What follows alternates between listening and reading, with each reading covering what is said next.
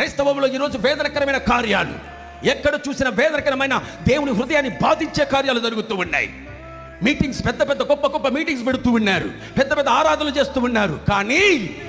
కానీ ఒక్కొక్కరు చేసే ఆరాధనలో దేవుని కనపరచాలన్న భయం, దేవుని స్తుతించాలన్న భయం, దేవుని మాత్రమే ఆరాధించాలన్న భయం ఇప్పుడు ఏ సంఘాల్లో జరగడం లేదు, ఏ మీటింగ్స్ లో జరగడం లేదు.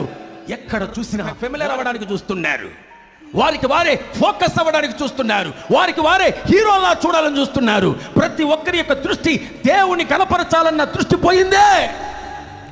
వీళ్ళని వీళ్ళే ఫోకస్ చేసుకోవాలన్న దృష్టి వచ్చేసింది.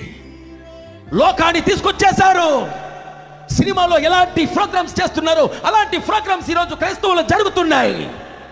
ఈరోజు దేవుని యొక్క నామంలో, యేసయ్య నామంలో మీతో ప్రభు మాట్లాడుతున్నాడు, జాగ్రత్త. వేరొక అగ్నిని తీసుకొచ్చావా, నా దేవుడు దహించు అగ్నిగా ఉన్నాడు.